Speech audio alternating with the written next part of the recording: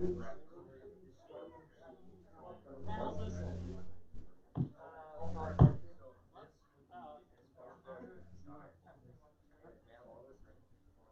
tres, cuatro, cinco, seis.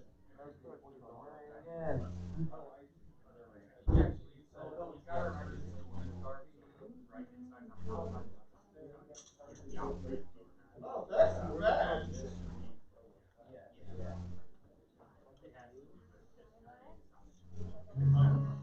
Now, woo! I think we did. You are not Skybolt, and your voice is not even on key. And that's a bass song. That's incredibly difficult to not be on key. It's super. That's ever your last call.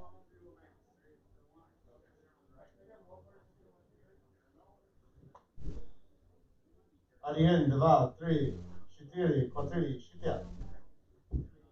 Hi.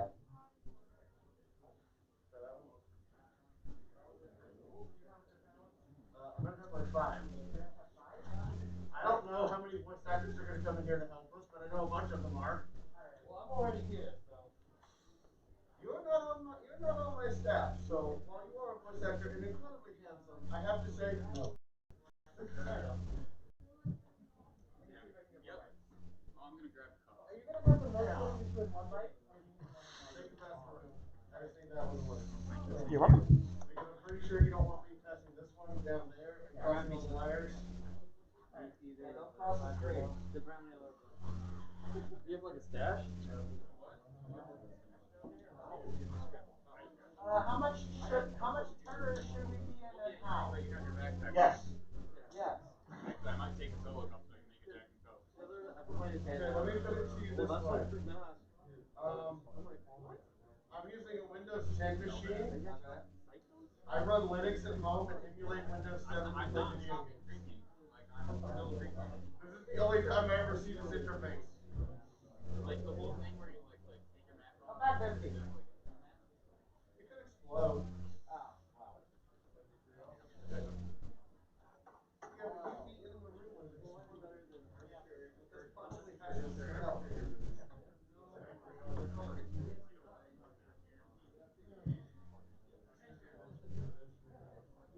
Thank you so much. Get up here.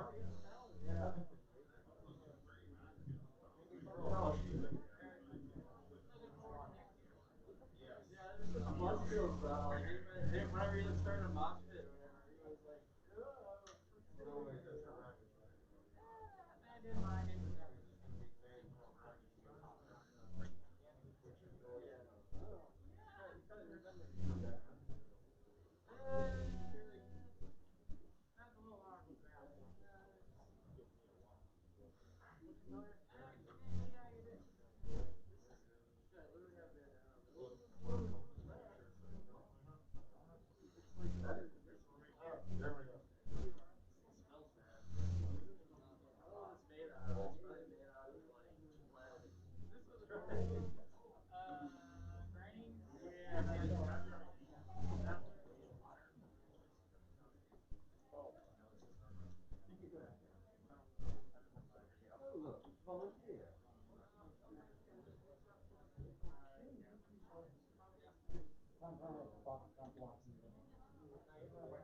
well, we were already talking about throwing plushies, so I mean that's not entirely off the table. I want to have that. I think people play plushie roles.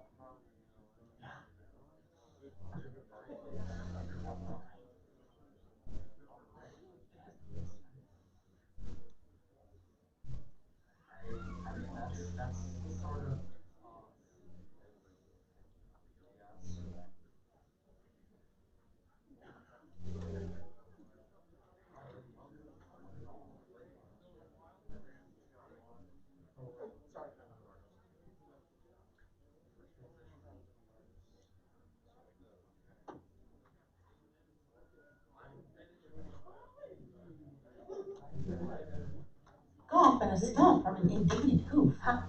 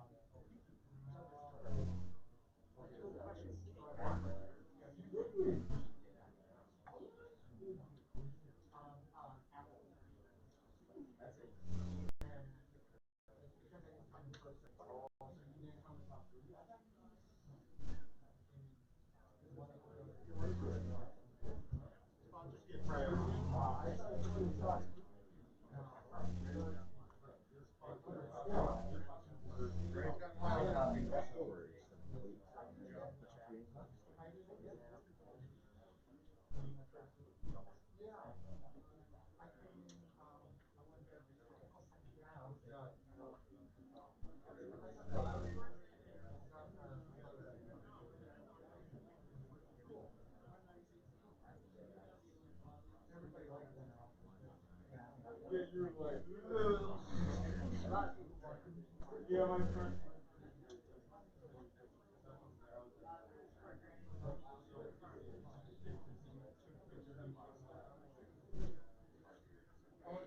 Oh, that is so. I'd like that.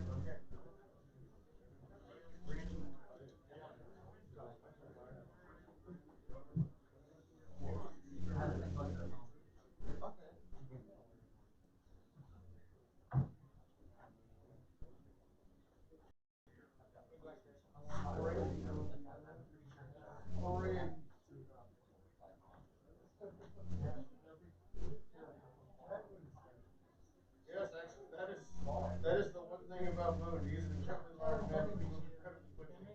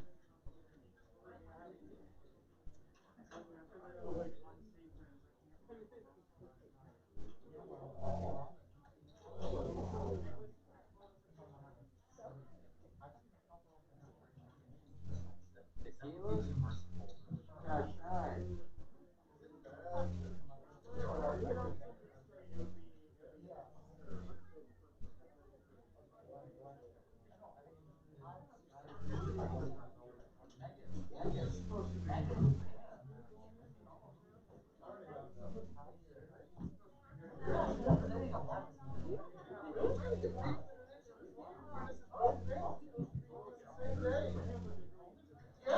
I was at dinner with him and he's still not here. Yeah. I watched her go over and whisper in the room.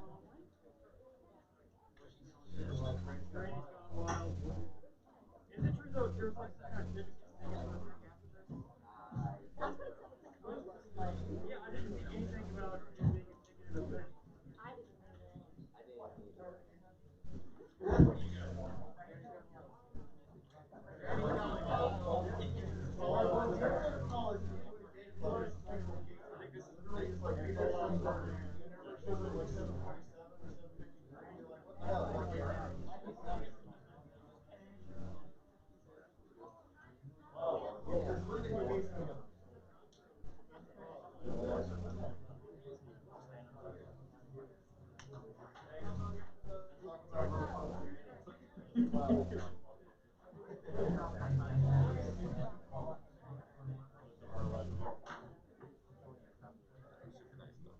There's the moon.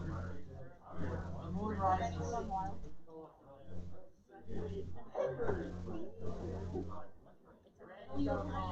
Oh,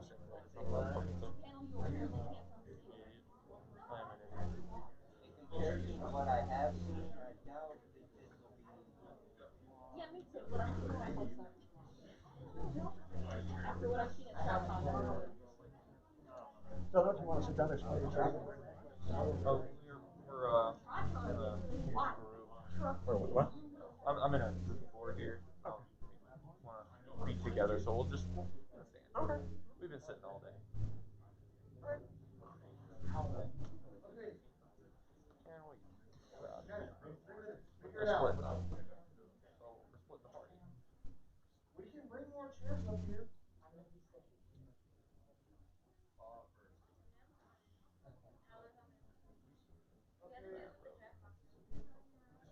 Baja means that he doesn't have smiles.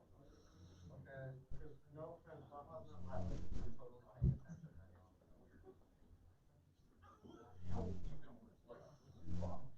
Right next to you. Wow! Observation! I've never physically seen you. The only thing I know is that you're like a Mountain Dew sugar-colored griffin. That's it. Full stop. There's the genius behind it.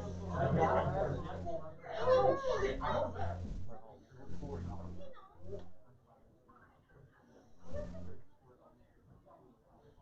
Wow.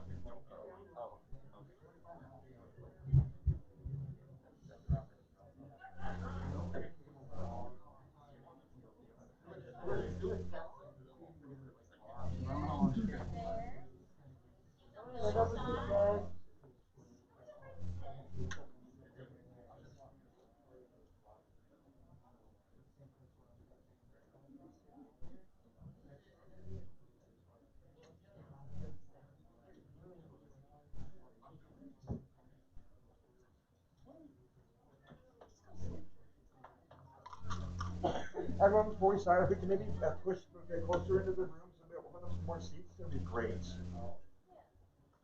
So y'all want to maybe kind of move over to the right in your aisle so we can open up some more seats where more people come in. That would be fantastic. Thanks so much.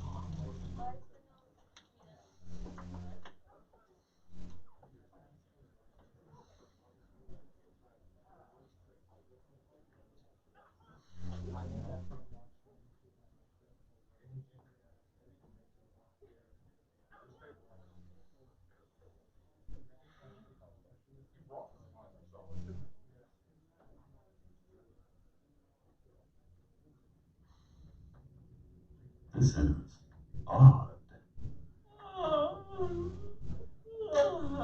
What is it now? I'm just getting decent sleep. The news broadcast today just says to get a brand assault shotgun and panic. What? That can't possibly be right. What's it called? Mole rats? Those little things that resemble prairie dogs that are no bigger than a large mouse? You should not be serious. Mole rats are very, very serious business. Our benevolent overlords would not recommend preparing high-velocity lead poisoning methods unless they were very serious business. I am okay. Guess I'm going rat hunting with a shotgun. Oh God, why? Why? Stop biting me!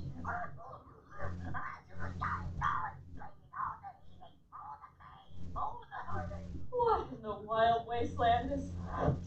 Oh my God! They are the size of teenage ponies! Yes, and they eat through concrete. Dear listeners, welcome to today's broadcast, as we go step by step on how to repel a mole rat incursion into your domicile. You cannot be serious. Are we like the weather? Right. Okay, how do we avoid killing him? It has my eye! It has my eye! Oh God, my eye is still attached and I can see the inside of its throat! Oh God.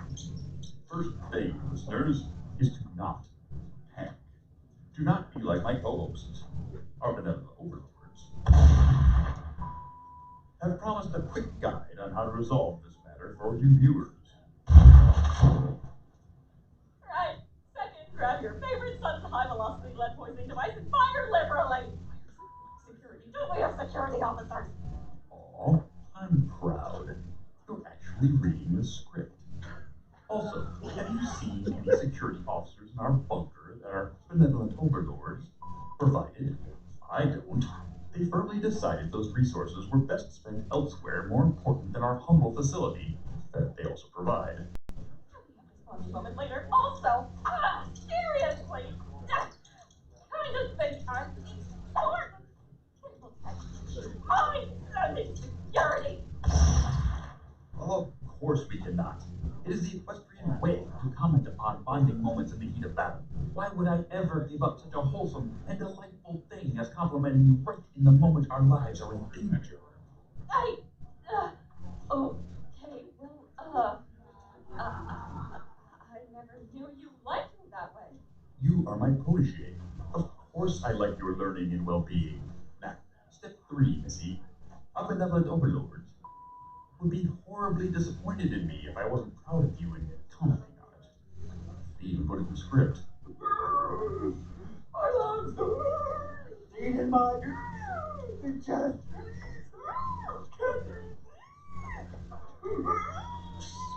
Oh, right. Gonna need a new weather pony.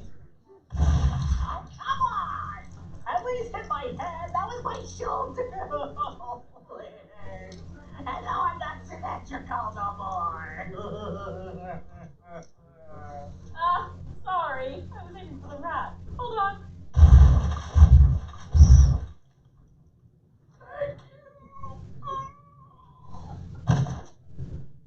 Righto, viewers. And after you have propelled the incursion, now you need to seal your domicile behind it. Our benevolent overlords have provided us with plenty of for just this purpose. They are going to have to rebuild the hole they made in the bunker with. And we aren't allowed by our benevolent overlords to say. Well, technically, it is brand quick-dry bunker material. And yes, we are no longer allowed to say it. Security.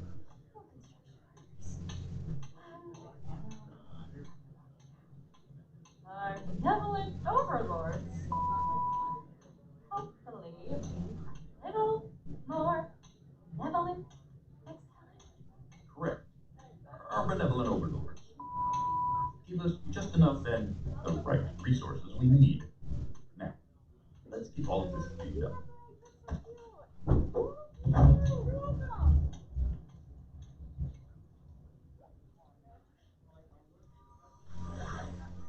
I feel like I've just given a report of some kind, but have no idea what the subject matter was. Oh, hey! Interior decorating! Ooh, can we paint fancy colors this time? This place really needs some pink, orange, ooh, and what about purple? Of all the things in this wild, crazy wasteland that could be, our benevolent overlords have deemed it inappropriate to paint the walls any of those colors. But I Hello, want you viewers. purple. Thank you for tuning in. And remember, we're in touch, or you'll be messed up. Oh, cheer up, Weather Pony. I can give us the forms to fill out for special consideration of a color change to the bunker's interior. Our benevolent overlords are very likely to even spare some heat. Oh, hey, they sent us paint and food. Thank you. I swear, the idea they know and can be ready for anything is just unnerving. Wait, is our weather pony still missing a tooth? Look at how his eye looks.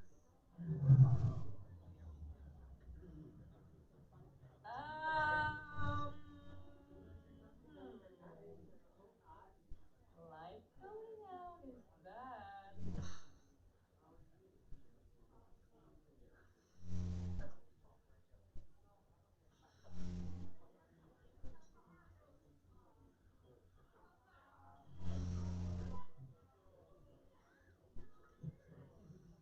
Hello, everyone. What you just heard is News from the Bunker, episode 22, which actually doesn't air till this week. It features the voices of Dusty Cat, Inky Notebook, who's Fiaura. She works at the Traveling Pony Museum. She will crash this panel towards the midsection. And Jasper Pye. I write it, and we generally just take our benevolent overlord, Flea, and are running some sort of experiment that we don't need to know about, except for the fact it's two ponies stuck in a bunker with a leather pony who goes outside and dies every episode. So yeah, it's literally just how long can I allow two characters inside of a bunker and still be interesting.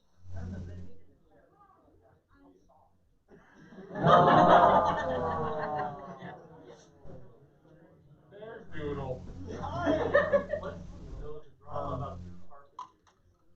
I will now let yourself because I'm not gonna do it. You first. No. Nice. Alright, well your name is now known. Hello, Moonhook. I run the Wednesday night games that a large chunk of this insanity has found its roots in, and I'm surprised to be up on stage. I wasn't expecting to be here today. You don't have a choice. I know, that's what I've been told. You missed the other panel. If you missed 2 panels, I was literally gonna kill you. I don't have a choice. I would like one. Listen, if I end up being first, then take the room first in the flames, and we can't have that because I don't have that kind of luck.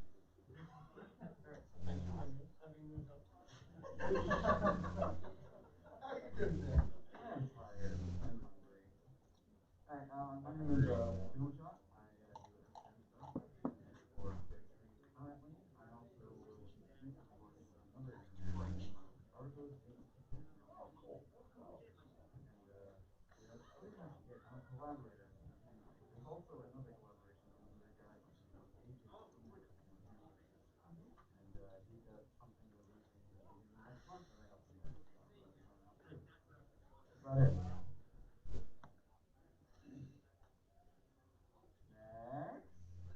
You have to give him the microphone. Yeah, that would help. Yeah, it does help a little bit, doesn't it? Anyway, my name is Stargazer Song, or Stargazer, whatever you want to call me. I am new to voice acting. I am part of the or at least will be rather soon, hopefully.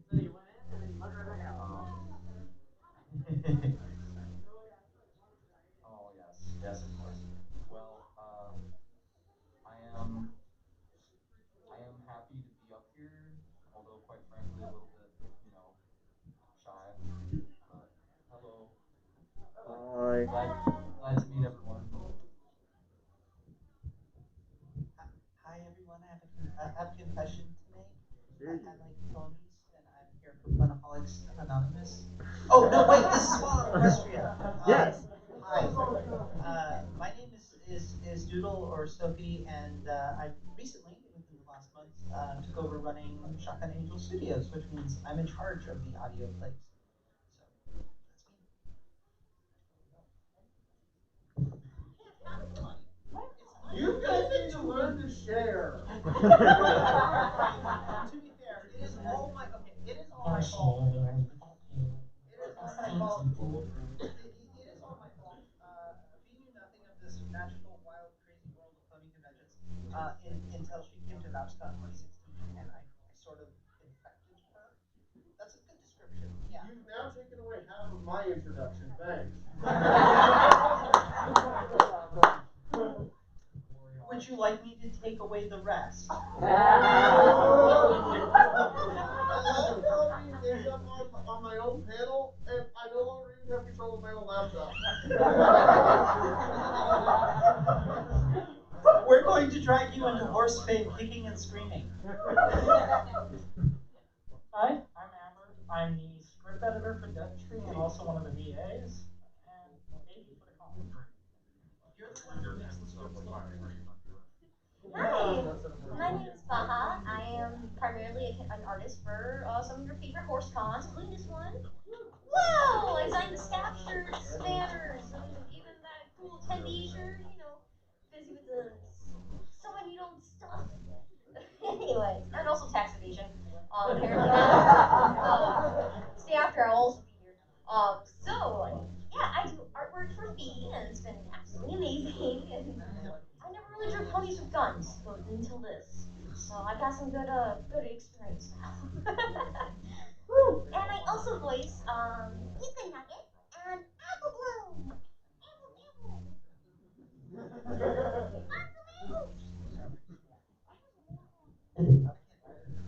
Okay, so this is the cast and crew I have here. At Everfree we had 20 people on this panel, and I was scared to death. And also here Inky at some point is apparently going to come in for dinner and palm her own panel. Thanks, Inky. But Inky is the voice of Wandering Sunrise and the lovely female anchor on News from Bunker. She's also recently been commissioned for a couple of actual full-on anime projects by. Yeah, yeah, she's growing up, and I'm like, ah. So hi, I'm Fiaura. I blow stuff up. What? I'm literally called the Princess of Explosions. Yes. Thanks, Tony. Don't forget the chaos. No, that was Tony Fleece. Called me the Princess of Explosions, and then the next comic he drew, Tempest complained, "Where's the Princess of Explosions?" Thanks, Tony. Doodle is the reason I'm here. This is all her fault. Thanks, Doodle. Thanks, Doodle. I'm actually a scientist by trade. I have published research papers. I have a master's and a bachelor's and an associates in biology, and a bachelor's in human sexuality and a master's in human communication. I could be your marriage counselor tomorrow. Yeah, but you can't fix my brain. What is wrong with you? Everything. What are your rates? Clearly. My rates are more than you can pay. Yes. That's it. I quit. Your company has no health insurance. Can I pay you when I fall? Anyway, I wrote a Fall in Equestria pick, and then it got big. Yeah, you run the game. I'm really in these panels. Hold on. So I'm gonna quickly, because they sent me the chapter 11 for Dead Tree's audiobook. It didn't tell me how long it was. It's like an hour and 20. Hour and 32. Yeah. I only have an hour and 30 panel. We're gonna run over, and I'm afraid the next panel is very generous. And if they're not, I'm gonna have to make it up to them and apologize profusely. So there's a half an hour padding between panels, so I think you're good. You can start now. Oh, baller. That's awesome. I mean, we're already having kind of convenient time, So I'm going to quickly talk about why Fall in Equestria exists and why it's popular. Then all the voice actors and our director and our game master here, who not only runs my game, but also literally made a gaming system for this. Yeah, uh-huh. I still remember the day you made that green little psychopath. You were such a little baby. How do I do all these different roles? And now you're just like, hello, I'm Fiaura and I write books.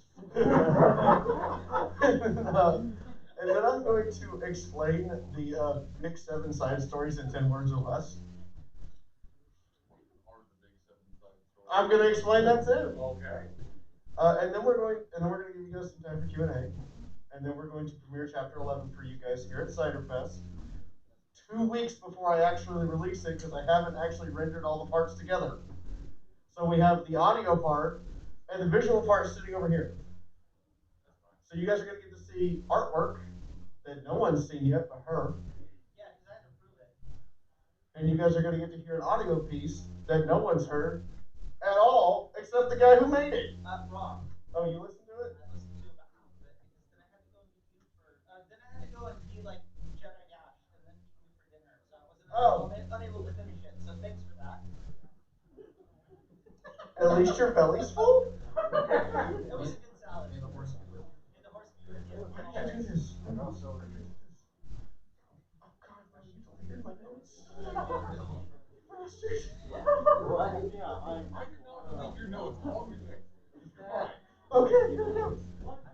Hi. When Fall in Equestria came out, if you use the Wayback Machine and you look at film fiction, you'll find 2 things on the website: pornography and shipping. And that's about it. Like, I've searched really hard to find other things, and it's a very small percentage of things that are not those 2 pieces. The only other pieces I really find is someone attempting to expand on lore, and then when you look at like the shows 5 or 6 years later, whatever they attempted to expand on has either been explained and made them completely irrelevant, or they were right. But K-Cat came out with this during the hiatus between season 2 and 3. Yeah. But she finished it before 3 even really got started. So I was gonna say, I know that one of the branching points, they never used the Hour of the Wolf because they never confirmed that there were any kind of wolves in the show. Yep. And then like she got laughed off of fanfiction.net. Laughed off? Yeah, you can't find the story there. So someone had introduced her to fanfiction, and she posted it there. And now we're all here. But timing was everything. Like, you needed something on fanfiction to read that wasn't really like, honestly, guesswork lore or shipping or porn. And she set out not to be famous, but just to write a good story.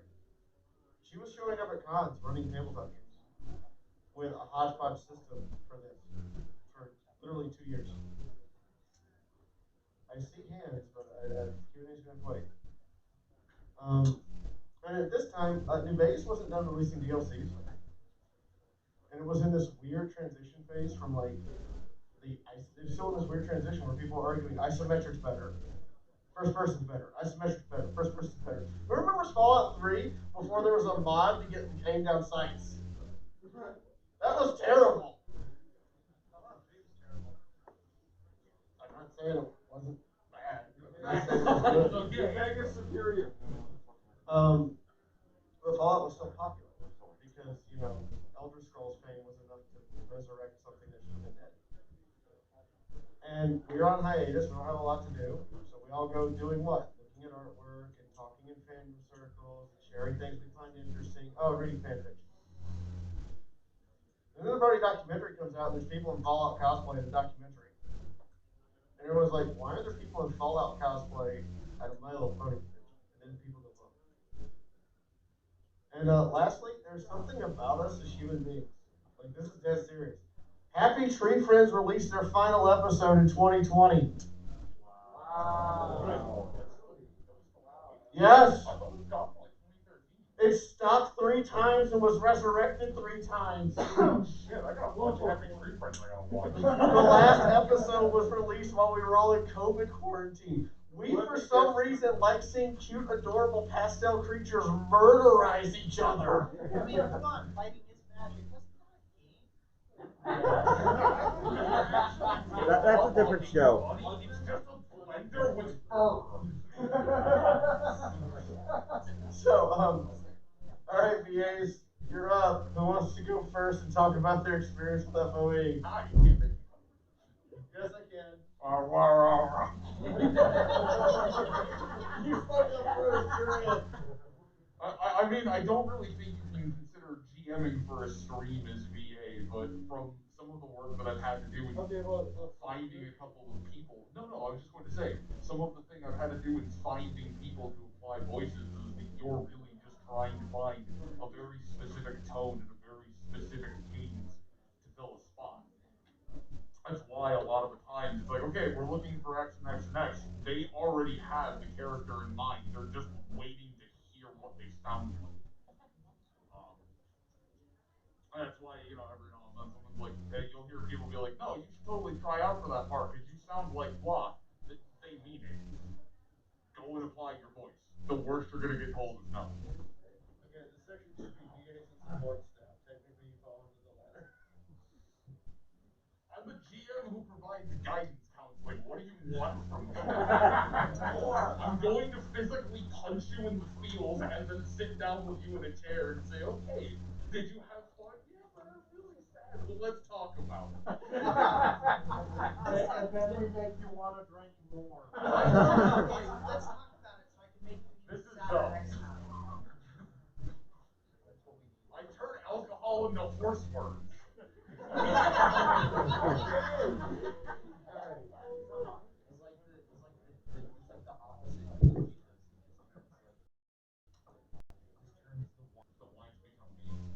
Alright, film shot. How hard is this to animate and make stuff? Well, What all of you had to make from scratch? Because it's a lot. raise your hand if you know the time towards filmmakers. No one understands my hand. I do. You do? Both of us do. So yeah, I had to make cycles for the green horse because for some reason she decided to be shorter than everybody else and yet still bigger than the CNC. So I had to make this walk cycle for that. The zebras are special. That's a new walk cycle. The griffin is broken.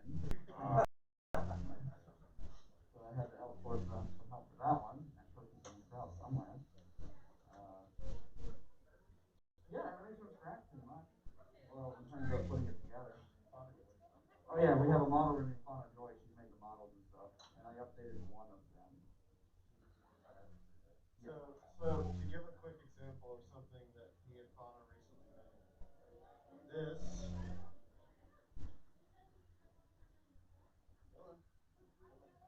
That is 100.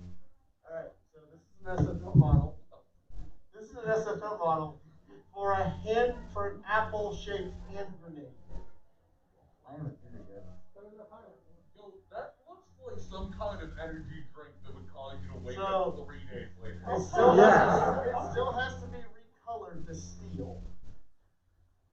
But the model itself, this leaf here comes out like a pin, and this stem holds in place, and when you let go of it, it starts to fuse, just like a regular hand grenade's handle. This is exactly what Gaycat describes in her book as an apple grenade. And we're gonna recolor it steel. We colored the different parts so we know what they do, and now we're gonna recolor it steel. But this is something that was recently made, like in the last 3 days. Yeah, remember when they like, yes, that's it. Like, oh, well, I didn't get to wait. God, that is weirdly intimidating. Just like take one look at it. What is this apple? Don't bite that apple. Alright, hey Stargazer. Yes? You know Jackal's in like 13 20, right? Sad horse noises. So you know you're like 2 chapters away. Ah, my boy. Okay. Yeah. That'll be a chapter. For sure. Yeah. Hi. You are like the shyest person on this panel, and I still appreciate you for just being here. Respect. How are you going to embrace your inner jackal when you can barely string words together? I believe in you. Okay? Especially when you're alone in your room and you have a mic. It works. That's when the words stop flowing. No, for him, literally, the only time he's able to do his voices is when he's by himself in his room and he just records them.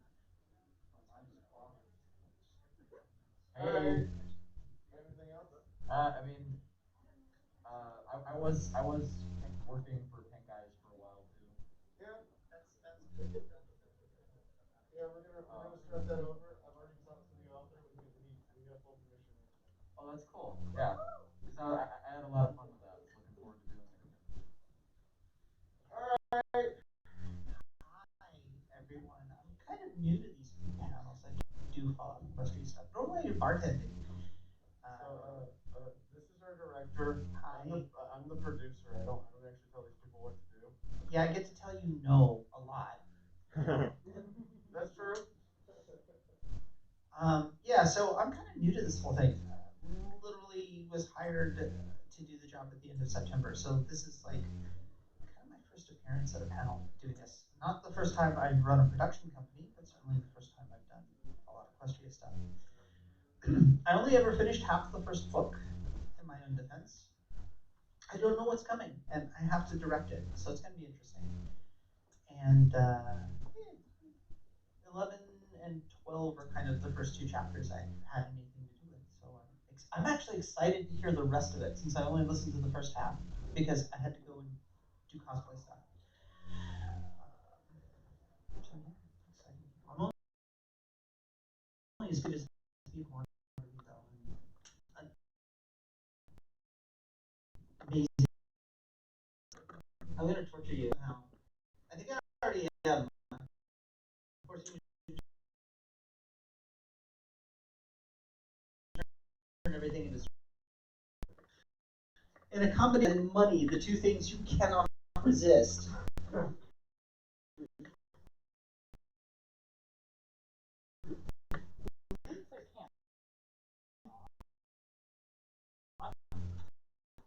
No. All right.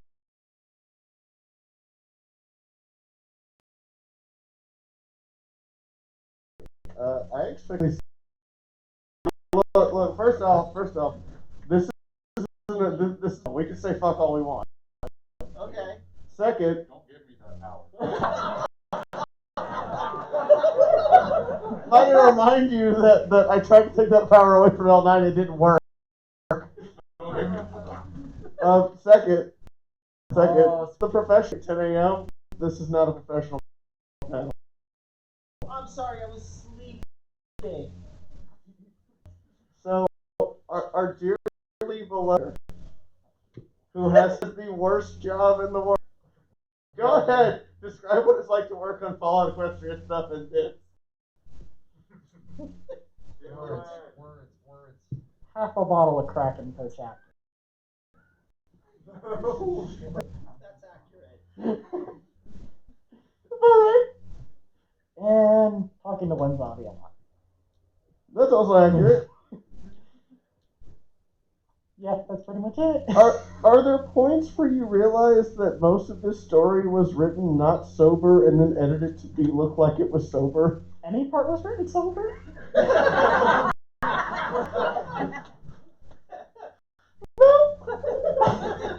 Good, you don't want to see the editing notes. I do. I know. You've already promised me editing notes because I need to laugh. So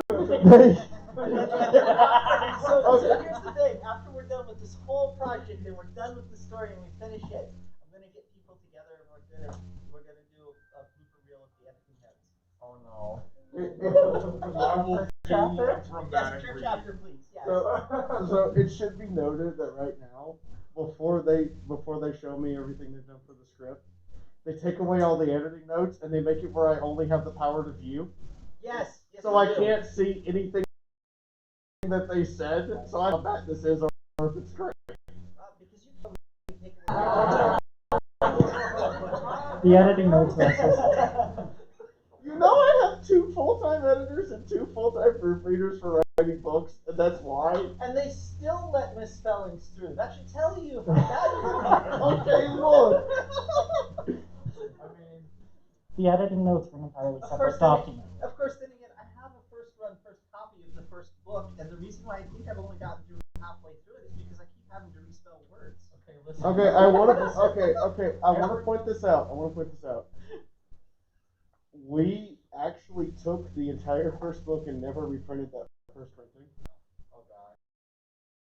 And we had 16 people, one at a time, go through, fix every single. This cost me just 4 editor fees to have all of these people go through one at a time, 2 of which were English professors.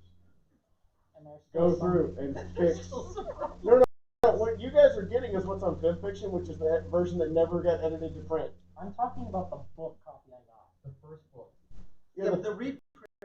There's 2 reprints. Okay. The second reprint is I have the first one, so it's like. Look. So, folks, this panel has. I'd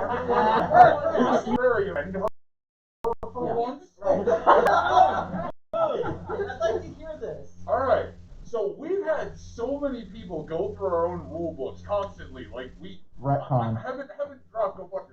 haven't dropped like that much on editor fees and whatnot. But after looking at something for so long, you just go eye blind to the typo.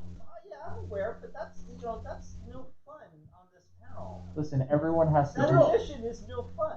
Everyone has to hook wrestle with their. Listen, I'm usually the anti-fun, but I'm not GMing, so I don't have to be lawful evil. You know, I could literally fix that. I could go feed you whiskey until you're fun again. I'm drinking right now! Clearly not enough! Look, if you want to make if you want to make him fun again, you have to go get dice and a GM screen and character sheets. I can do this. I might have some in my room. But anyway, Time. I really hope it's not as bad as you're describing. No, it's fine. It really is. It's fine. You're good. It's fine. We're just. Can't do math, you can't do words, it's fine. Do math and I can't do words. But I gotta.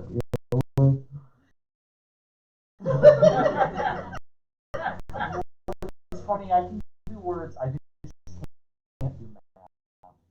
I'm just terrible at it. Wonderful art. It has been a giant introduction to the universe and I'm fine with the feeling, such as, you know, like the Happy Tree Friends logic. It's really messed up, but hey, it's cute little horses.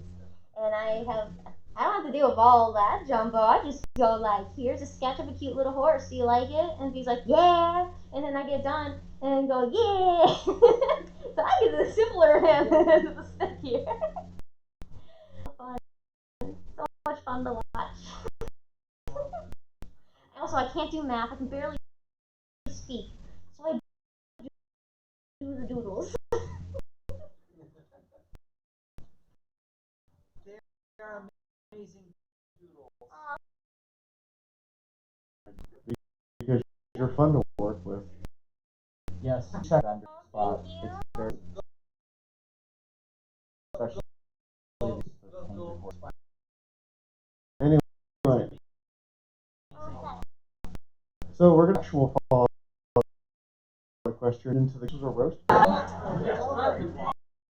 When what that don't work, and I'm gonna point out what KCAT did right that makes everything work. So first off, I say a lot of this in writing in general. People take two universes or two concepts and just throw them together. About 3 chapters. Because you've done. Now, what do you have for substance? You got nothing. I see this so often. I have seen Gundam and I have seen Voltron. I've seen all sorts of stuff where it's just interesting collision, and I'm like, did you do anything with it? No, it went like 2 chapters and I couldn't figure it out. The Transformers pony thing is short because you know what? They didn't really have a plan. And oftentimes these don't get finished because either the author gets sick of or no one really has any reason to keep reading because the gimmick's over. Now, what KCAT did, the original Fallout Equestria piece, is first off, she wanted a good story, so she made characters. She gave them histories and backstories and all this other stuff, and then she doesn't explain it to you. She just has the characters talk and talk about it. You never quite have the solid, concrete exposition dump that's multi-page. You have like Little Pip explaining a stable in 6 sentences. That's it. We fill in the rest of the blanks. Further, she started with the plan of the hero's journey. Those of you who don't know what that is, go watch. Have any of you seen Star Wars? Like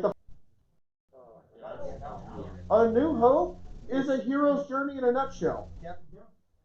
Starts off with idealistic youth, gets wrapped up in something that's none of their business, has to go on an adventure, finds a new truth in the process, loses something valuable and important to them, take that new truth and stop something terrible from happening. That's a hero's journey against a villain. It's also family. And yes, all of Star Wars can be summed up as the greatest family feud of all time. And that's what all of Little Pip's quests are. They're little hero's journeys that build on a bigger hero's journey wheel. You see Little Pip start rising, fall to the absolute depths of despair, and then have to make hard decisions to rise back up out of the pit and finish. And with each little hero's journey that gets finished,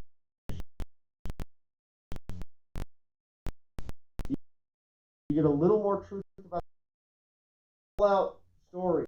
With all post-apocalyptic stories particularly, no one is ever safe. Steel Hooves dies in 1 line. I wasn't sure, I read it and wasn't sure what happened and was like 3 paragraphs later, and I was like, wait, he's dead? Yeah, I had to do a double take too. I reread that 1 line 5 minutes straight, and I put the book down and didn't pick it up for a week. Because you think about it, 100 and 200-year-old war veteran ghoul who seems invulnerable and wears power armor. Dead. At the same point in time, though, if you go back and reread it a second time, knowing he's going to die, I have to give this to KCAT. She said her pages out loud Cantor Ghoul, and specifying Cantor Ghoul foreshadows that he would have to be decapitated. Yeah, but and that's what makes the story interesting. Even the main character may not be safe. There are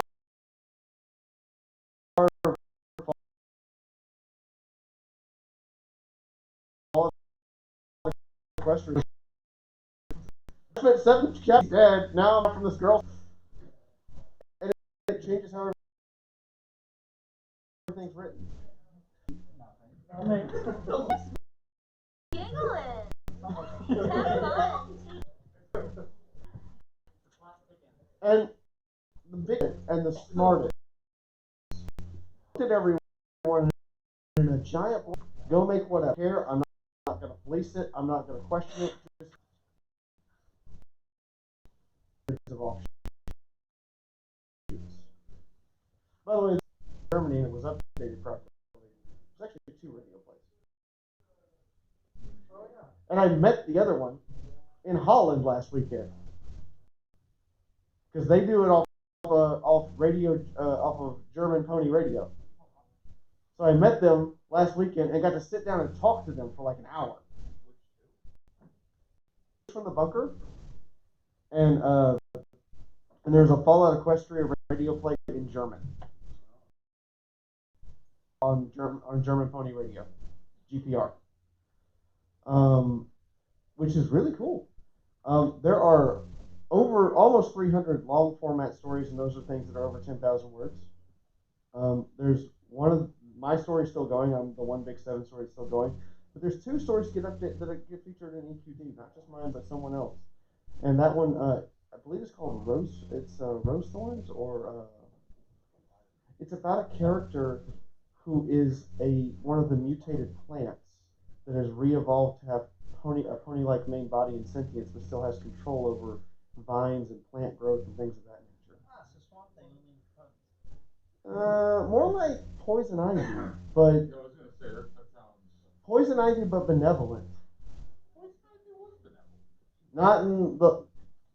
You get what I mean. She's a plant. She speaks for the trees. That. Oh, hell, trees.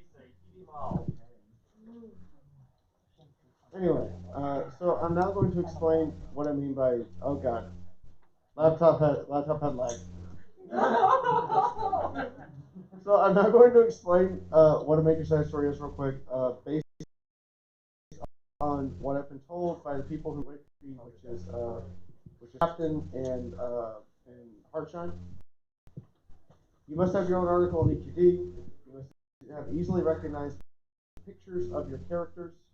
And somewhere, somehow, there must be a physical version of your story. That's it. It only has to be one. By the way, you don't have to like sell them past the night. One physical. So, hi. I'm not going to explain the 7 that are listed on the major side stories. Love you, Chris. Thank you for sending me that and let me use your picture. Let me have Pinky yell at you.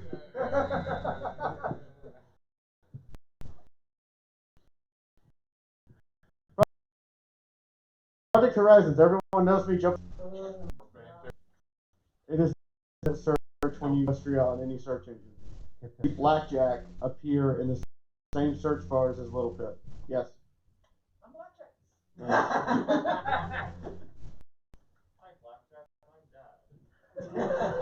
Now, this is a strange one. Heroes. All the Equestria heroes. I have no special powers. The story. It's written by an author who goes by the name No One. He wrote this for 7 years. He just finished it. This year or last year? I forget. Last year. He just finished it last year. Early last year.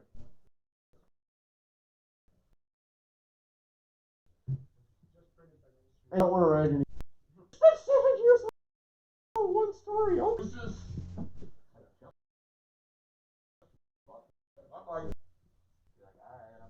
Hey guys, Q Small Death Ghoul finds mom. This only took 3 months to make, and it's the only major side story not only written from the perspective of a child, but also told using children's language. Is that where you got your writing from? Ow. The point here is reading Pink Eyes is like reading the Disney version of Peter Pan. It's like reading a bedtime story. That's true. The real version of Peter Pan is much better. Follow the Equestria Dead Tree. Follow for a rewritten to be good. Fuck Todd Howard. Yes! I'm gonna get around to updating this for life because it's always the same. Yeah, I was gonna say November 1st. Gosh golly, gee willikers, I'm pretty sure we're on number 3. I always forget to upgrade. I update everything else in this. No, I'm good. Yeah, I forget to fine. update the slide. Whatever. Yeah. The only reason I say that is because I ended up having to take Bethesda and Hasbro to court, and Hasbro signed a settlement, and Bethesda was a no-show because 6 was on fire. It still is on fire? Well, the difference is, at the time, Fallout 7 was dealing with a napalm in a forest fire, and right now they're just dealing with the forest fire part. So just kind of said, no, it's fine, we're not going to show up, and the judge was like, oh, okay, she wins. They've got till, well, they would have to appeal because they can't lawsuit because it was done with prejudice. They'd have to appeal in Virginia by February. Yeah, they're that far behind. Because you get 3-0 on this. Yeah, Bethesda. No, they're a bit late on that. Yeah. And then I took one of the first copies I got, and I put a post-it note on it, and I sent it to the desk note. Said I rewrote Fallout 4 with ponies, and it's better.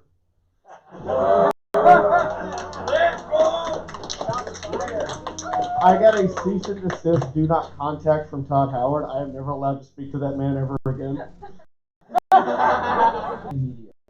So, Murky number 7, Gut Punch, Heart Stab, and Story. Do not attempt to read this story more than 1 chapter at a time. Or drunk. Or high. Or any not simply lay down and go to bed. Oh my gosh, Murky and I feed on your feelings. It took 4.5 years to write, and it's this one story where I'm like, yeah, just read this, yes.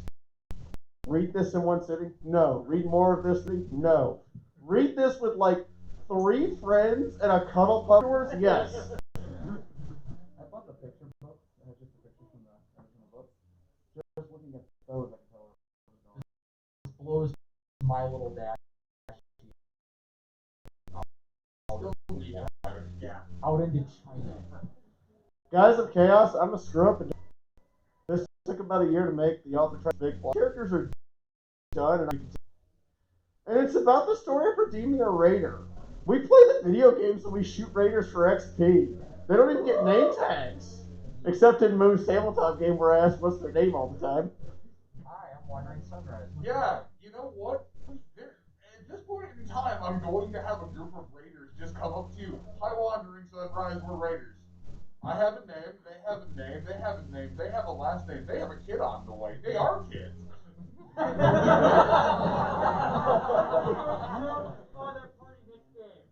But I think the best part about this story is the lead character has amnesia and doesn't remember all the bad things they did. And they keep running into people who have a vendetta. And then they try to make up for it. Past and going, okay, fix it. And it really let the author just throw things out of nowhere, and it works. Better Day. Oh crap! I have a heart. If you've seen The Mandalorian, it's that. I mean, The Mandalorian has a heart. It's that 4 years before The Mandalorian came out. It's literally a bounty hunter who realizes, no, I actually care. And there's nothing special about it beyond that. It is just executed and written perfectly. I couldn't even find a spelling mistake.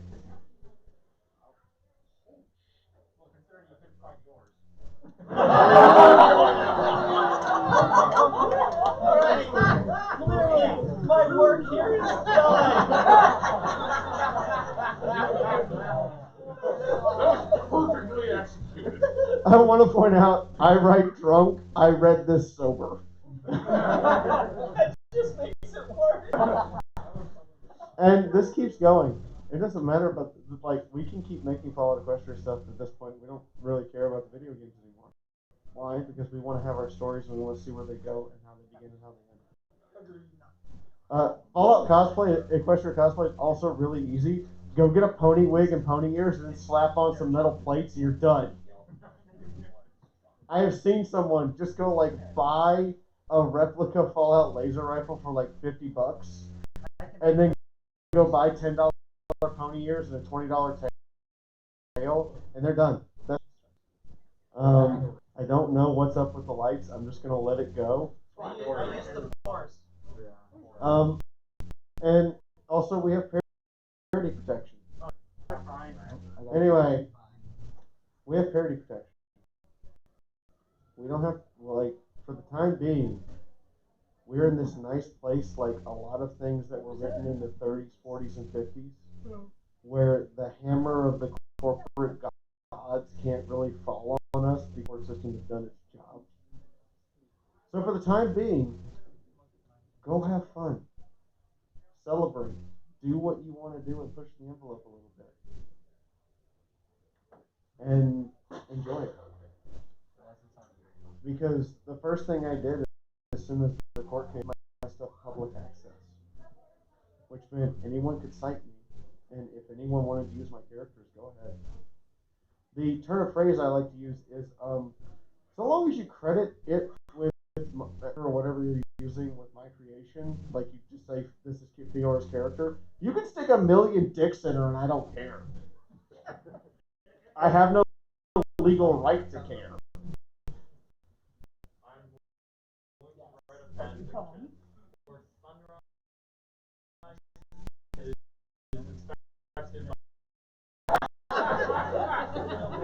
I'm sorry, one of the players as one of the players we love all fan art we get. Yeah, we emphasize this part. I will take your fan art and like go on Twitter and be like, thank you, and then I will have for a ticket. And I will also clip out the faces of the pornographic artwork, so I still put it on Twitch. She's using it for that FOE game before, and she's like, I was literally hired because I did fan art for you. Yeah, you sent me a picture of Sunrise holding a grenade, and for me, and you're like, what do you mean? Here's the contract, here's how you negotiate your pay, and you get royalties. And you're like, wait, I get what? Do we need to make a count of how many times So, your voice is cracked this whole panel? Exposure? I'm going to finish this by saying, yes, all of my staff are paid in cash. Cold, hard cash. It can be nice warm cash if they want. I'll use an iron on it first, but it's still money. And further, my artists don't just get their upfront commission fees. I run this like a 1950s company. The artist gets royalties, period. Which means that if the artist quits, so I've had one artist I had to fire, 4 artists who quit because of real life reasons, and 1 artist who quit because they couldn't keep drawing cute pastel things getting murdered. And all 5 of them still receive money from me 5 years later.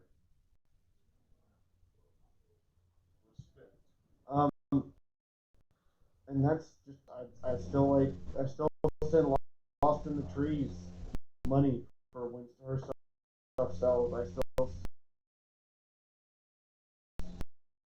send people what I owe.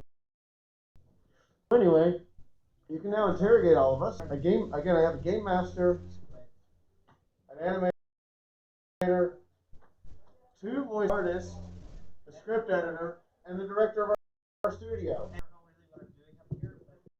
You're the director of the studio. You're literally in charge. Yes. Yeah, wow. Don't worry, I don't know what I'm doing either. I just say stuff and things have to believe you. Yes. Especially if you've got, like a cup in your hand. Guys, we literally don't have a lot of time. Sorry. Because I haven't been paying attention to the fanfiction scene for any fanfiction for that long. I was wondering, how does someone get laughed off of fanfiction.net at all places? There's this thing you can do on the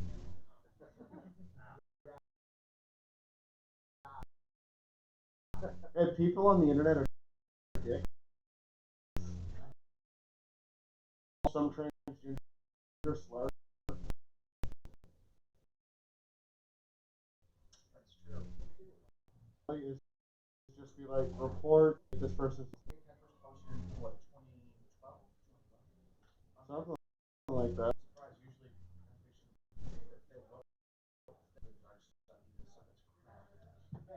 It came out in a time where liking ponies was like exceptionally frowned upon.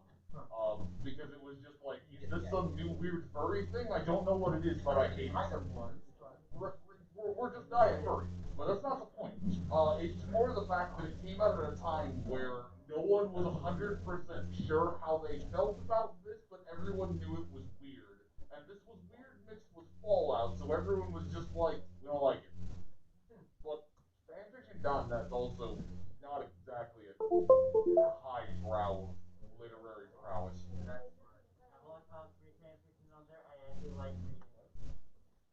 I remember I had to stop reading fic on there because the letters just devolved into like, I'm convinced someone was just punching their keyboard and occasionally spell checking me.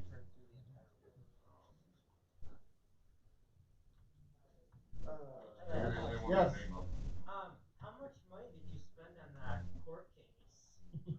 So after all was said and done and the settlement filed and everything taken care of, I spent $7,000 in what came out of my pocket, plus my lawyer's retainer fee.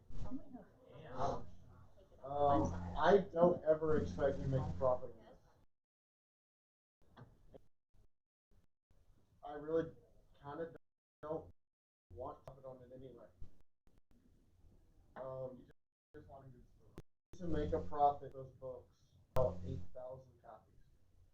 Between the cost of production, the royalties I owe, and the amount of money I spent on the court case, I'd have to sell 8,000 copies. I'm working on it. That's what you do. I mean, I'm at 1,200, but I don't ever expect it. Stop doubting yourself. I didn't expect to live to see 30. Here we are. All right, Grandpa. You're older than me. Go to hell. Yeah, acted. I was an 80-year-old man when I was 18. What do you want from me? Anyone else for questions? Anyone? No. Wow, okay, yes. I was expecting a barrage of questions. That's cool. Whatever.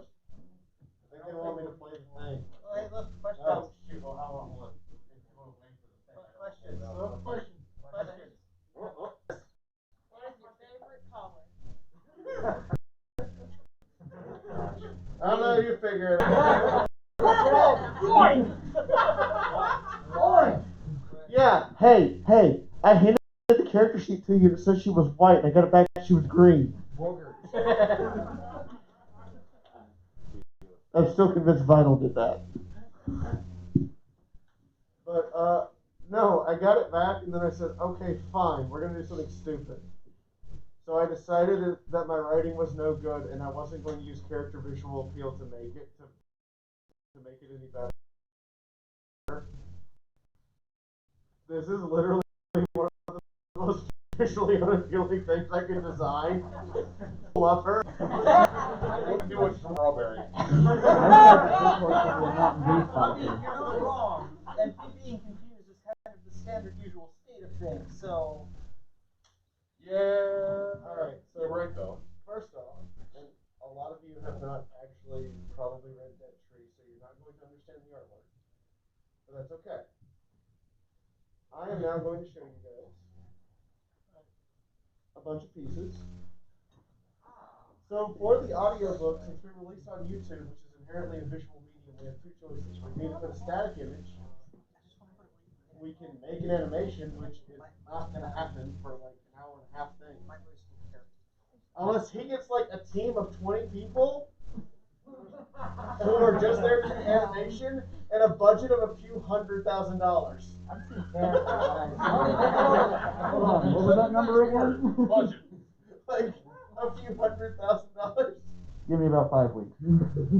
But so what we do instead is I have an artist stable. By the way, little known fact: a group of artists who work together under the same company is called an artist stable. That's actually been true for like 40 years. So this is artwork just for the audiobook. This is released on YouTube, and what we do is we have a couple of still images that transition as the chapter plays. So this is.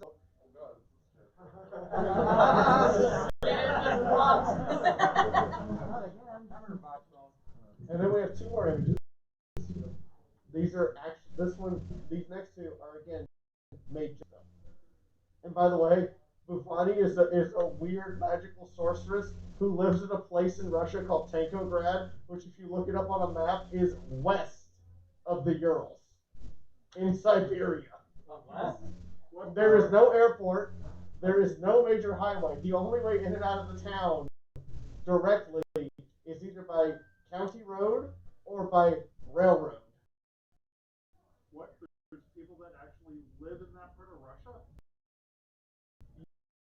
Yes, it was established during the German because they moved the factory. In 1943, they said, we just need a place to make T-34s.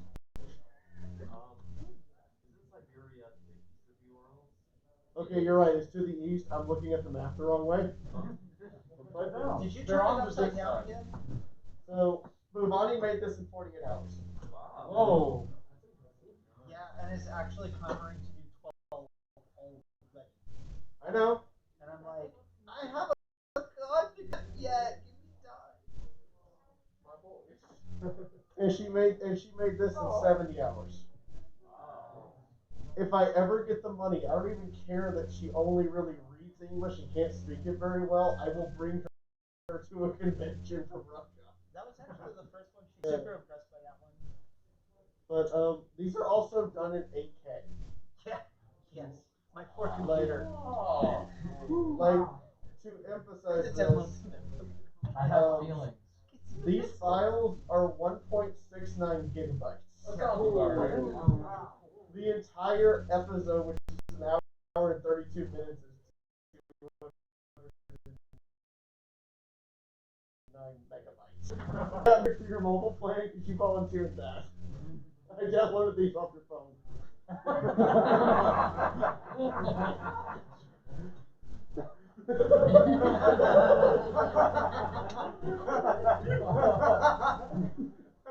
Anyway, if there's no other questions, I'm now going to premiere as much of the episode as we can before somebody comes in and tells us to get the hell out.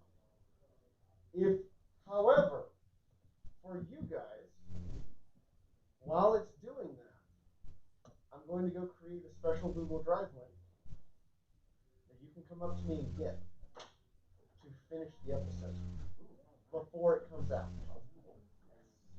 I just can't give you the original because obviously, if somebody tampered with the original link, I would not be able to download it myself, and Marxist would be pissed at me. Yeah, and I would hurt you after what we went through to get it done. Don't worry, I have copies of it now on like 6 computers. Good. And an external hard drive and 2 thumb drives. I mean, I have 2 copies myself, but So, in addition to all this, we had an animator before, and the issue was that he wanted to be paid up front for everything, and I wanted to do half up front, half on completion. So that was that argument, that difference, because I've had people pay everything up front and then ghost me. But Well, that's why I'm here. yes, and I love you. Please don't change. Although I'll pay you more money. But this is what all of them open with.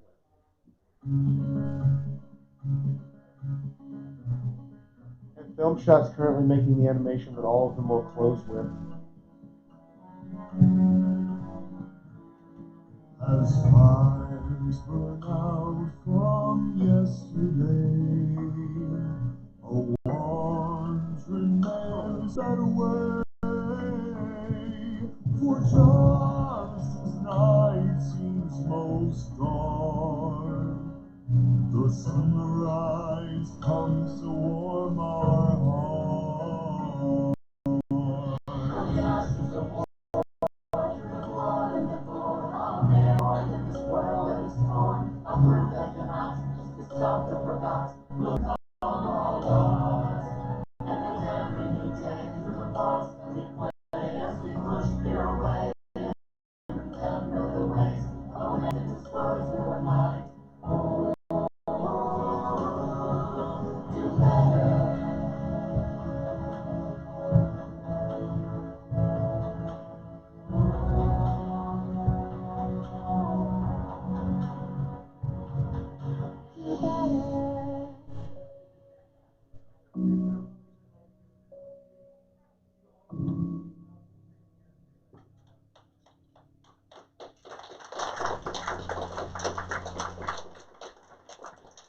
So, Film Shot's currently, before I start the chapter, Film Shot's patient that they'll end song.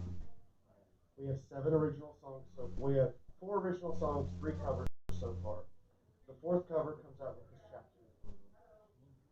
In addition to this, the next original song will be coming out sometime around Christmas. So will Film Shot's animation will be. But some of the things he's done that he didn't really. That griffin flies. That griffin flies, hovers, and walks with one wireframe. It doesn't have to switch out models to do that. Which he's freaking great at. And I hope that's correct and I didn't just say that wrong. You confusing. You guys, I lost on the fly, right? Not yet. Oh, okay. But I don't know what you mean by wireframe. I'm The skeletal frame of the thing, it's not different models. It's not loading in and out different. No, you can do animation sequences on the same model. Yeah, exactly. Yeah, it's always been that way. And also, once he's done with that, we're going to release all these assets to you guys. You can modify them and use them as is. You can do whatever. Because everything we do, we just go like, here, go play. Anyway.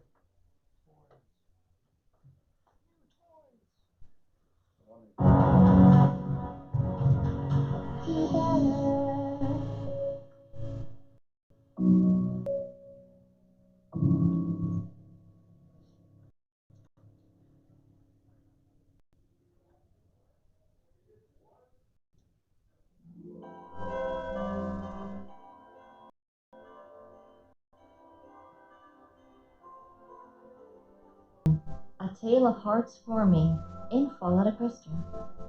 Even war must take a break on Christmas to abide by the rules of decency. At the very least, sir. Winston Churchill, 1914, on the winter trench.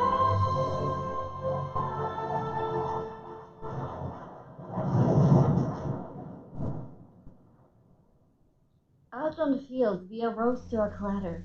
I sprang from my sleeping bag to see what was the matter. Shotgun drawn in a flash, I scanned over the terrain and threw on my saddlebag sash. Damn it all to hell, Chifundo! I swear I'm not sure if the dreamless night makes up for me waking up with these rhymes. In the field was some sort of vehicle that looked like a vertibird gyrocopter. Had a child with a rocket sled and a driver's seat of a pony-drawn carriage. My eyes were drawn to the hulking figure that I swore was Buddy, working on the strange contraption. Oh, great! The fuel element is out! He shouted out in a voice that was a mixture of a giant sapient gummy bear and an alguacil with an even rougher smoker's croak. At least that's what I think Alguacil would sound like if he smoked and if he also was a giant lump of sentient gelatin sugar. The rest of the group had scrambled up, weapons drawn, and began to stare into the night with frantic effort to figure out what all the wreck was about. I put the shotgun to its holster while my tail secured it. I can't believe I've gotten used to my tail doing things on its own or predicting what it would do. Even while all my friends kept the firearm trained on the hulking creature, I trotted over to the sandog without hesitation. He was wearing a big, bright red leather jacket and even had a sock hat on with a white furball bell at the end. It even rang with a cheer you would think a filly with a new toy would have when he bobbed his head over the sled's engine. Hello? Are you okay? I started to speak, and he turned around with a start. His fur was bright white with a rosy red cheek, and he was rather fat for a sandog. At least in comparison to Buddy, the only sandog I've ever known up close. He looked rather soft and had a fat little belly, which, when he turned to face me, it shook, even jiggled, like a bowl full of jelly. Okay, you know what, Chifundo? I hate you right now. So much. I really, truly hate how much of your speech pattern has infected my mind. You're wandering sunrise. That's Nyota coming up from your left. Chifundo too. Each of you double-checked as nice. Even if you recently adopted some colorful language. Sunrise. He paused, as his gaze fell over corners. She was inching forward, the metal box shifting over the ground almost sheepishly, as the sandog's gaze leveled on her. Sugar Cube Corners. Naughty list. You tried so hard at times, only to disappoint me.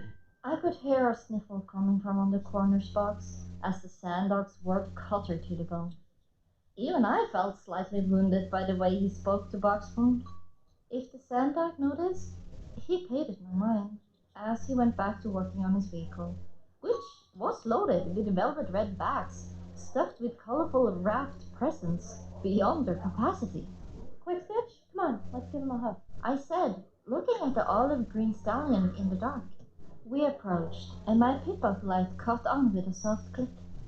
The glow of light was enough to make it almost as bright as my father's workshop with flood lighting, or a high noon day. My legs trotted over to the sandog, while my tail pulled out a set of working tools wrapped in leather. Where did I get this again? Why do I keep pulling stuff out of this backpack that I still haven't taken an inventory of? Some pony, explain this to me. So you know who we are somehow. What is your name? I asked as I crawled under the machine and motioned for Quickstitch to pass me a screwdriver. I'm Santa Claus. I have to make a trip to see all the good foals and bad ponies tonight. He replied with a deep, jolly laugh that seemed to quake not only his belly, but my hooves as well. He seemed entirely nonplussed by my incredulous look, staring back at me with his bright eyes. I would have asked him if he was serious, when I saw what looked like rainbow fluid slowly leaking from one of the rocket pots. Rainbow fluid? That doesn't make any sense. That shouldn't be there. Hey, Quickstitch, what fluid is it? I've never seen it in a vehicle, or ever, for that matter. And my hip-hop started clicking anytime it got close to me. I felt two hooves grabbing me by the flanks, one hoof on my cutie mark, and one on the much more sensitive section of my haunches. And with a sudden yank, I was pulled from under the vehicle. I tumbled from with all the grace of a bulldozer smashing into a skyscraper. Hey, what? Sunrise, that is taint, and it is the last thing you want to be exposed to. Quickstitch had a look of wide-eyed and hard his face. I heard out was of his revolver as Nyota dropped his combat stance next to me, facing off against Sandy. Let's not be hasty, Uncle Sil. I can explain to all of you exactly why there is taint in my vehicle. Each made it look like his stomach jiggled, and it reminded me that this was the first fat person I had met in the wasteland. Sunrise, it's awfully nice of you to offer to help. But let me close off that fuel valve, and then you two can get under and take another look. Your vehicle is fueled by taint.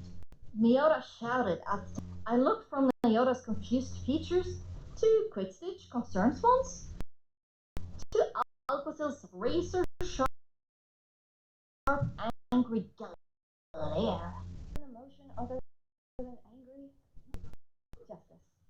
Angry justice. And back to Santa Claus. What is paint? There was a giggle from the box. Stable dwellers don't know any. Corners declared and continued. I looked at everyone. Get exposed. You think Radiant is so much worse ever want to touch.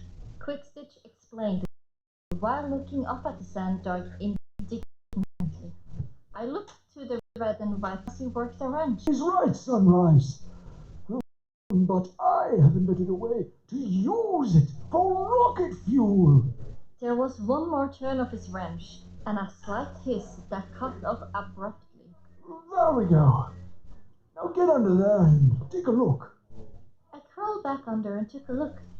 There was a small pool of rainbow fluid on the ground with turpentine bleeding out around it.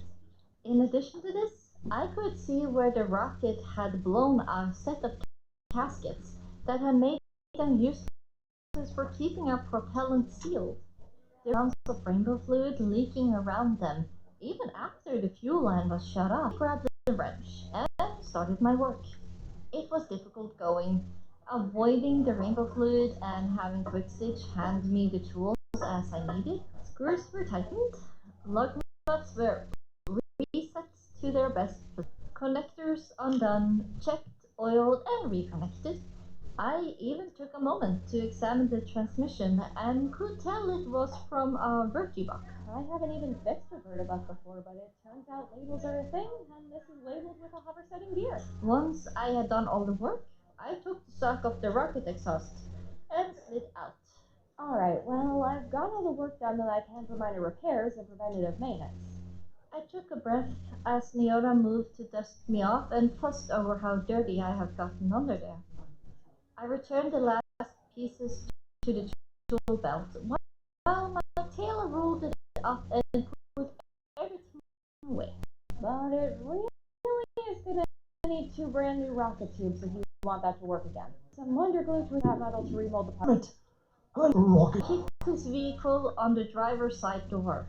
And now what am I going to do to get the rest of these presents delivered? It's hard Woman's Eve, and Santa Claus isn't coming to town. He continued his threatening rant as he stomped around his vehicle, starting to check that would work as a rocket exhaust. All the foals will be so disappointed in me. I looked at my pickup, and the pony on it was wearing a festive hat and swinging a tiny bell with the Pip-Buck graphic for Snowfall landing around the pit-mare. The date was right. 12.03 a.m. December 24, 259 CE. Wow, it really is Hearthwarming Eve, 182 years after the bomb fell. But everybody knows Sandy Claus is something you just make up for little blank blanks. You need to help us sing. Get to it. Go out and find Santa Claus a new rocket so he can make his delivery.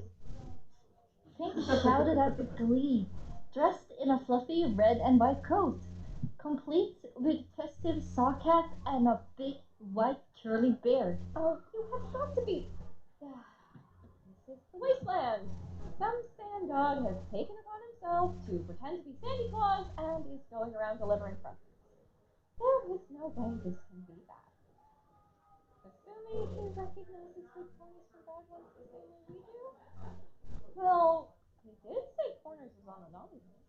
That I did, Sunrise. The sand dog called back to me with his back turned as he kept going through parts in his toolkit. Everybody looked at me, then to Santa Claus, then back to me. I let out a sigh. Can we wait till morning, can't it? Oh.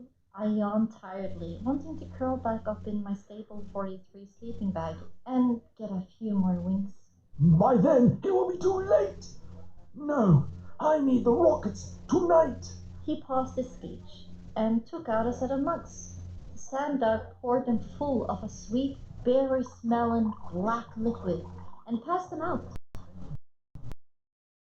Keep the bugs, and this should wake all of you up. I took another smell of the liquid and lifted my itself didn't clear it. I took a sip and instantly wanted more. As the liquid hit my tongue, it was like an orgy of mountain berries meeting the spring cherries, all covered in the sweet, caffeinated nectar of Celestia's own brew. Within moments of ingesting the full mug of the magical brew, everything lifted.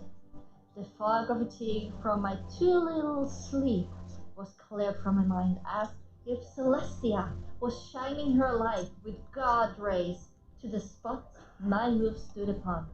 I have to admit, even my saddlebags felt lighter. Neota was talking to Santa Claus about what we had drank when my pip-up lit up. The map function was activated and showed me the exact location of Ranger Station 18 inside the White-tailed Woods. I blinked a few times, wondering how it knew where that was, or why it was seamlessly that close to our location. I looked up at Alcosil, then Quickstitch. Do you think there might be some spare rockets there? The Griffin thumbed his revolver back from cocked and holstered it away, but kept his gaze on the sandars and his talons ready to draw. Can you not be in the fresh off the train to the Badlands mode for once in your life? Alcosil shrugged. Maybe. Might have been picked clean decades ago. Either way, there's probably at least some good scrap there. Quickstitch nodded to me. I mean, your pit buck has led us to exactly where we needed to go so far. He placed a hoof on my shoulder, then used it to bring my attention up to his honey-colored eyes. If you think we should help him and your pit buck is right, then I say we follow it. I stared at Quickstitch. He was being extremely nice to us for someone brand new. Yeah, right. He tabled me the leader, and I really had to ask him in person one day how he had survived for 180 plus years like I have. I am completely way too young for that. Nope, that excuse doesn't fly anymore. It is step up now, Sunrise, or don't. I will follow. I will look into this mystic and stabled Miller's later. Sandy Claus, we'll go to the ranger station and see if we can find something to replace your rockets. Sandy Claus turned and gave us the warmest smile. You have to make your deliveries after all. It wouldn't be fair if everyone woke up and found out the angel with a shotgun refused to help save heartswarming. He chuckled once again as I blushed. Well, at least I've accepted my title now. Baby steps, right? Yesterday I was being blown up by landmines. Today I'm working to save heartswarming for all the little good fillies and colts. Well then, be safe and be quick.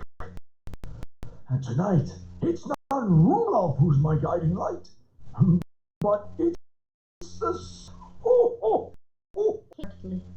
We headed off to the east towards the point lit up on my pitbike EFS. The green marker dot was not terribly far away, 318 meters. For once, we saw something that would surprise every pony but me. Trees. What? I am used to seeing trees full of green. The wasteland is so foreign. It's nice to see something growing still. They weren't as lush as I remember them being before, but at least they had leaves and a natural healthy glow to them. I was amazed that within less than 40 meters, we were in a forest. This was like Neota sneaking right up to me and booping my nose. This is so very strange. Perhaps we are doing it. She found news to the rest of us. I agree. Everyone be on their guard. Neota declared, saw him drop into combat. That was becoming familiar at this point. The tension grew as we crested the hill and saw the steel drop off towards the woodland edge. There had been a hill between our campsite and the woodland verge, but the single tree Alcazar roosted in for the night was not the only one near us.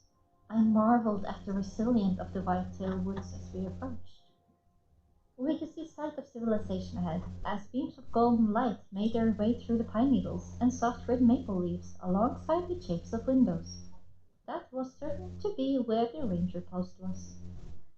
Trotting ahead, we could make out a wooden watchtower next to other buildings. One was a garage, a cheap, prefabricated one made out of cheap metal, completely dark without sign of occupation. It could have contained several vehicles, 5, maybe 6. The garage door as well as the side office to the building reflected the edge of my pip-up light crystal clear in the dark night. Several windows near the roof were broken and areas had rusted through to the point that there were holes in the building. Next to that, the wooden reminded me of the one, just with far sturdier and much more uniform wood. It still had the white ranger station paint on it. Wait, that is unnerving. That paint looks fresh. It's like it was done in the last week. There aren't chips falling off, and it doesn't look like it's starting to wear away. I slowly approached the ranger station and found that what I thought was a wooden tower was in fact several odds-ons to what was likely the original steel outpost. The windows were intact, and I could make out something on the top that might have been a gun. A gun? Is that a turret? There are lights on in the windows. Somebody's here. Let's see if they're friendly. My friends stopped and hesitated. They all stood there for a bit as I... We should sneak up on them and investigate what's going on here. Nyota, for once, nodded in agreement. You know, you might be right. They could be. I marched right up, and Boxbone trotted beside me when I felt the tripwire snap and floodlights flashed on. Oh god, is this my eyes? Are those turrets? My thoughts were interrupted by steel cylinders with the words Mark II Anti-Tank written in white on them. A patchwork collection of spell matrices on each side of them encased in glossy-colored, smaller half-cylinders next to a tri-barreled minigun with the words 5,000 rounds, 5mm in bright white text under the barrel. There was a red dot sign to show where it was pointed, right at my chest, with an angry glare of death itself. Please don't fire! With both turrets aimed right at my chest, a shotgun popped out of one of the windows, joined on the other side by an M1 Grand Gala repeating rifle. I froze in place, gazing from one weapon pointed at me to the next, to the next, unable to take another breath at all. Who's there? An older mayor's voice called out to me. Well, hi, I'm wandering Sunrise, and The mayor, however, was going to have none of my old world introductions. No. Are y'all raiders, or are you, or... Okay, fine, 2 can play. I am Shotgun, and these are my friends! I shouted back at the top of my lungs. Not sure if I sounded like a full-grown mayor enraged, or a little filly trying to be heard. Realize that they're gonna black. EFS under my marking signs. Corner shifted next to me nervously in her box. Friends wanted to dash forward to shield us. The tension mounted for a few moments. I felt sweat starting to press machine guns, a shotgun, and a heavy rifle at me. Out for every single sounding like a rope, only interrupted by the nervous shifting of corners inside her box. The air became as thick as peanut butter as I heard a talon behind us rubbing over a revolver. Then, with a relief, like walking up to find the bombs hadn't fallen, the double-barreled boomstick lifted to point towards the sky. Well, I'll be a dragon's ant on an ice cream cone. The mayor declared exuberantly.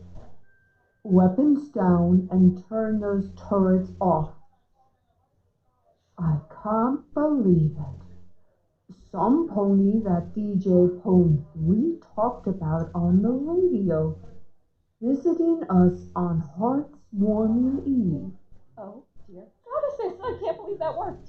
Thank you so much, DJ Cone 3. I think I'd just pull this ledge right now if that's true. The rickety steel door opened up to reveal a bright red-colored mare with a baby blue mane. She had a big face and motioned us forward. Come on in, Pokey Dasher. Get our guests some plates set out. She shouted back with a grimace. I swear, boy, I'm going to show you the right way to treat guests, even if it kills me. There was a commotion going on inside as our motley group approached, and the mayor let us in. Hello, wandering sunrise. I'm Hot Warmer. She declared with the glee of a fangirl. Alguacil was the last to come in. The mayor followed in our house matched by ornaments and hoof-made tinsel. The furniture looked all crude, but with a rustic charm, hoof-crafted. Nothing in here was from the old world, at least that I could point to and remember.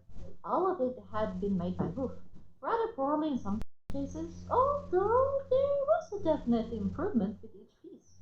You could almost sight a timeline between the overfloofed feather cushion couch to the uneven-legged coffee table to a dining table you might find in a hookah store for next to rock-bottom prices. The center of the room had an oak sapling in it, one that had been replanted into a pot there, covered in odd shapes of glass balls of various colors, two light bulbs that had been painted so they provided different colors. Inside, I felt desperately alive and keeping. However, all of this paled in comparison to the smell of. It might have been all canned, some of it even cooked in the can, but it was all feast. There were carrots, broccoli, a few daffodils, a plate full of it, most of half a dozen lining on the table from end to end. I saw a set of three colts that could have been triplets.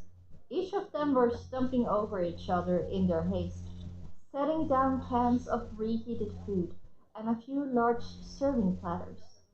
One had a red coat and red mane, the second blue, and the third green, and all of them were right about my size, except black flanks. They bolted past us, and one of them, the blue one, ran smack dab into me, bowling me over in a heap. I yipped, and Mayora jumped in, but he had a smile on his face.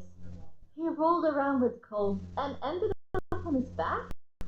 He held the Cole out of reach of his smaller legs and tossed him lightly up a few inches and caught him. Both were giggling gleefully, and I couldn't help but blankly stare in disbelief. Nyota is being friendly? No, downright playful? What in this world?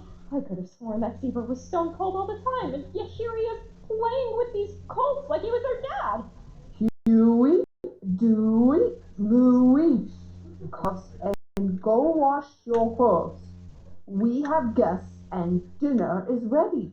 Their mother called in a tone that only a mother could do to her children.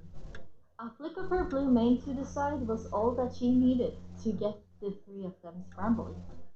Another colt, well older than me, but not quite a stallion, walked up next to her. And Daffodil Dream, get those youthful legs moving for your mother and show some of them heartwarming spirit.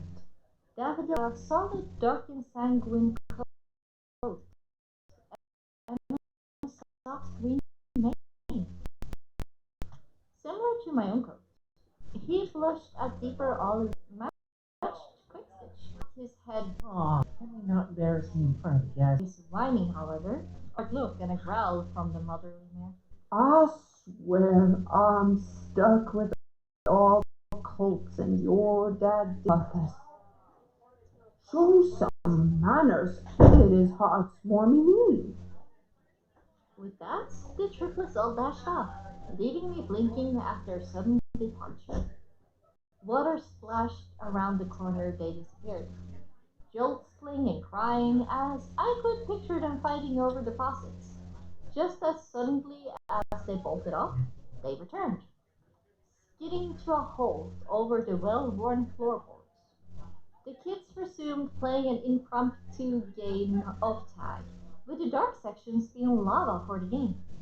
Daffodil worked to straighten up the table and make room for us. As the triplets were playing, Miyoda took out some fresh fruits and a fresh potato to add to the feast. Chiffon started to work with the radio, but got almost nothing but barely intelligible static until Corners moved over. Took it under her box, then popped it back out. The reception was crystal clear now, and a heartwarming carol was playing. The song brought a tear to my eye and made my heart miss home. But this was all interrupted, and all I could do was stare with gasped when the Yoda led the charge for everyone to gather and sing together. All is bright round the forest, parents and child, gentle creatures, everyone. Home in Moro so deep, home in their Moro so deep. Silent night, starry night, snowfall makes the meadows white. Huddle close to keep family warm. Tomorrow's dawning brings cars forming warm. Now the day is done. Now that the day is done.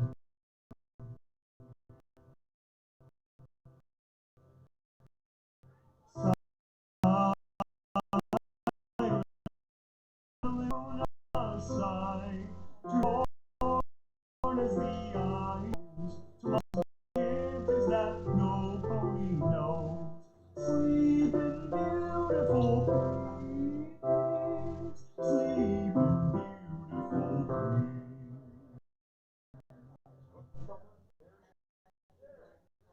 By the end of the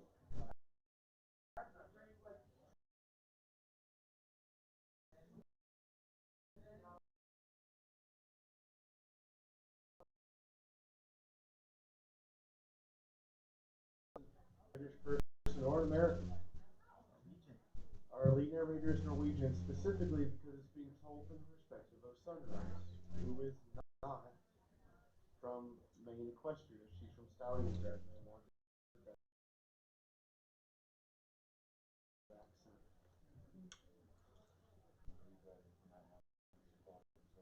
Yeah, it did. I was like, this might want to, that if you have someone help her through it, it works really well. Yeah. I know. Like an hour to 2 hours a day. An hour to 2 hours a day, not counting the time you two spend looking at puppies and kittens. No, we don't spend puppies and kittens. We spend, okay, yes, maybe. I literally have blooper reels of Chris just reacting to puppies and kittens. Yeah, There is nothing wrong with losing your mind to something that is small with a door. Okay, you have not heard the blooper reels from mine and Chris's sessions. They are even more hilarious. My sense of humor and her sense of humor matches so well. My clean sense of humor. Oh.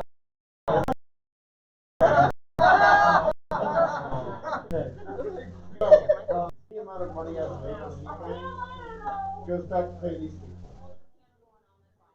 I was actually able to give them a raise after Everfree, despite how terrible 2020's actually been. A raise I had technically promised them in March, and that didn't happen because 2020 started, knocking everything down the drain. And I'm sorry it took that long, but I'm glad to be able to do it. So, that song, by the way, its final mix is going to have a total of 5 people, not just one. And yes, all the music that you've heard here today is made by us, even the background noise. The various pieces of background elements, such as like a shotgun pouch, that's actually from Epic Which, no, that's somebody's phone. That's not us. chocolate show? I have to go back and find it, but Marxus basically draws all the sounds from Epidemic Sound. It's a $300 a year subscription to be able to access all of that. Wow. Oh, okay, so it's a legit sound box. It's a legit sound box.